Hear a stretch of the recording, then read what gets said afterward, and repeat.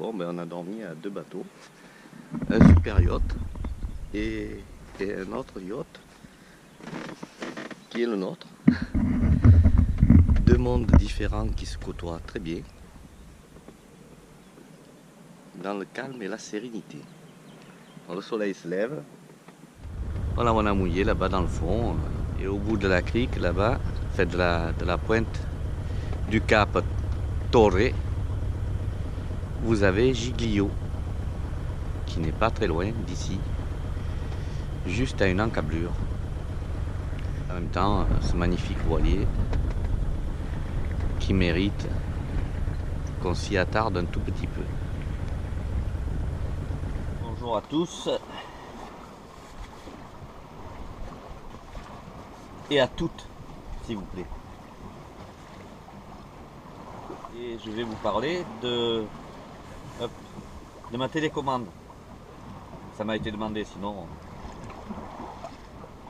cette télécommande je l'ai depuis le début.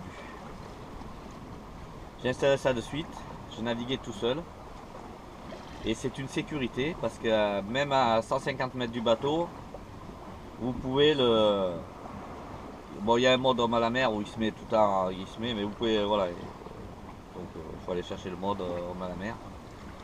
Il se met sur le... Il met la barre d'un côté terminée et vous y tourne en rond, même avec les voiles. Donc vous pouvez renager et aller le récupérer. Sinon vous pouvez télécommander, même dans l'eau c'est étanche. Oh, il y en a d'autres avec les différents pilotes. Alors ça marche pour les pilotes, alors ça c'est un Raymarine. Vous voyez, mais Raymarine, ouais, parce que c'est Raymarine qui fait ça maintenant. C'était Autohelm, Raymarine a acheté Autohelm, donc c'est tout pareil. Alors la télécommande c'est facile à brancher. Hein. Vous voyez le pilote, il est branché ici avec une prise. Il y a une prise, je vous le montre, il y a la prise du pilote, d'un pilote classique. Hein. Et juste à côté de la prise, pour pas tirer des câbles, j'ai mis en parallèle le boîtier Wi-Fi. En fait, ça marche avec la Wi-Fi en fait. C'est style Wi-Fi, hein. C'est tout con comme truc. Hein. Voilà, onde radio, onde Wi-Fi, tout pareil.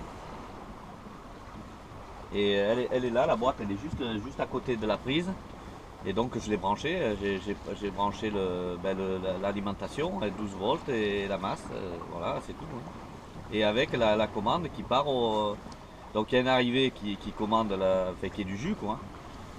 Et en même temps, ça alimente, ça donne sur l'ordre du pilote. Voilà, il y a des fils, c'est repérer les fils. Hein. Je sais plus, il y a du jaune, du blanc, du vert, du marron et du... voilà, du marron et du rouge, du noir et du rouge parce que en 12 volts c'est noir la masse et rouge le truc. Vous branchez ça, c'est tout con. Hein. Je suis arrivé alors, vous pouvez y arriver. Et après on le met en service par ici. C'est-à-dire quand vous avez branché votre pilote, vous là comme c'est une Wi-Fi, vous appuyez sur stand-by, hein, voilà, peut-être maintenant c'est marqué autrement. Et hop, il se met, il va chercher tout seul son truc. Et après il commence à dire no link, c'est-à-dire qu'il n'a pas repéré son canal, tout ça. Vous appuyez sur pilote et hop, il se met automatiquement. Voilà. Après il y a une notice, hein. Moi je le fais parce que je m'en sers tellement souvent que voilà. Après vous avez les modes, il faut bien lire sa notice, c'est comme tous les appareils électroniques. Voilà pour la petite histoire de la télécommande, très pratique. Et quand on arrive comme ça, puis même des fois pour sous-voile, je suis sur le côté, hop, un petit coup plutôt que de courir sur le pilote, c'est quand même bien pratique. Et je l'ai autour du cou tout le temps. Et c'est en fait c'est vrai, c'est un beau médaillon. On est à 2 nœuds et demi, même à peine, avec 5 nœuds de vent, pareil, grand largue. Bon, regardez mon génois, c'est ce que je voulais vous montrer, ce génois. Il est fabuleux, il est solide et il est ni léger ni lourd. Enfin, il est plutôt plus léger que lourd. C'est du pro-radial, fabriqué en tri-radial. Ça c'est la fabrication, mais le tissu c'est du pro-radial. Et de l'été jusqu'à la chute, le grammage est différent. Voilà. Il est très solide au départ, c'est normal. Et voilà, un peu moins épais, un peu moins. Et puis pour être. Et il y a la bande anti-UV, regardez, il porte à 4 nœuds, on est à 4 nœuds 7 et il porte toujours. C'est impressionnant quand même. Eh ben, on est passé de 4 nœuds à 13 nœuds de vent d'un seul coup. Et près bon plein, et on marche. Regardez, on est presque à 6 nœuds. Impressionnant. 12 nœuds de vent, et voilà, au Génois seul. C'est bien, la mer est vraiment magnifique. Hein. Bon, on descend toujours, là on a du grand large.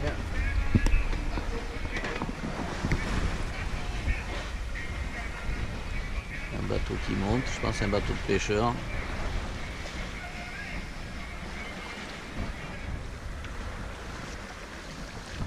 Allez, on parle de mon option. Eh bien mon option elle est bonne. Un coup de cul, hein. Un coup de cul parce que la mer est plate, on marche à 5 nœuds et on a 10 nœuds de travers. Et là j'ai mon air de chute que j'avais bordé ce matin, j'avais tarqué, je vais le lâcher, ça sert à rien dans ces conditions. Et par vent arrière encore moins. À part faire une proche, c'est un peu le but, hein. Mais bon.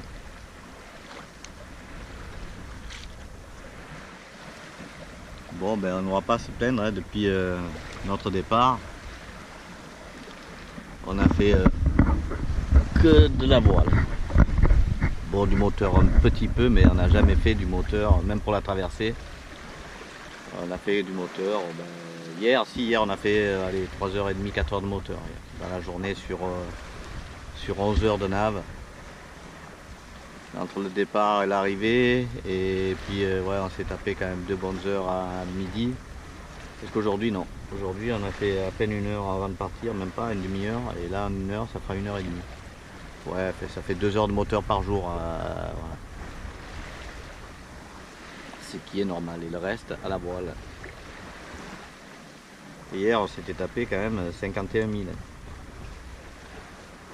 La journée d'avant 41 000. Et aujourd'hui, une quarantaine aussi, 36 000. Aujourd'hui, ce sera un peu moins. Là, on vient de croiser un bateau italien. Alors, tout à la voile, alors il gîte et tout, et puis ça marche fort. Mais en fait, si vous regardez sur son bâbord, maintenant vous ne le verrez pas, mais ça crache l'eau tant que ça peut. Donc, voilà les moteurs. Ah, ils font un prêt, parce que le vent leur vient maintenant, ouais, plein but. Enfin, bon. Ah, ils sont forts. Ils sont plus forts que chez nous quand même. Chez nous c'est tout au moteur. Parce que là quand même ils servent des voiles. Ah ouais, c'est une centrale thermique. Et là-bas il y a des gros, il y a le port de commerce un peu plus loin.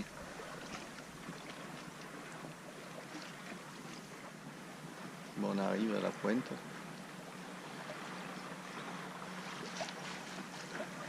Donc voilà, mon option était pas mal en fait. Finalement, on en a vraiment plein arrière maintenant. Depuis qu'on a redémarré le moteur, depuis midi. Quoi. Ça a duré une petite demi-heure qui viennent de travers et après ça, il a tourné complètement sur le nord-ouest.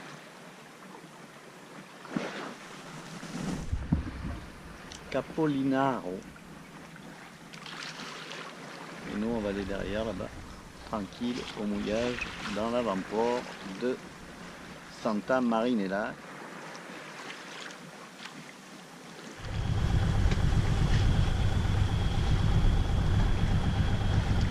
On arrive dans un quart d'heure, donc faire chauffer le moteur, qui n'est pas un problème en arrivant, puisque là il y a eu un petit souci, alors je me méfie. Voilà, le village de Santa Marinella. Et il y a une belle marina aussi, donc demain, suivant la météo, peut-être qu'on ira à marina ou qu'on descend, on continue à tracer. On verra bien. Le programme n'est pas forcément bien défini. Et pourquoi on est là? Normalement, on avait mouillé là, dans l'avant-port. Et les Costa Guard sont venus peine une demi-heure après. Et ils nous ont dit c'était pas possible. En fait, ça les a merdés. Pourquoi? On ne sait pas. Il n'y a aucune interdiction. La preuve, c'est que la nuit, il y a des bateaux.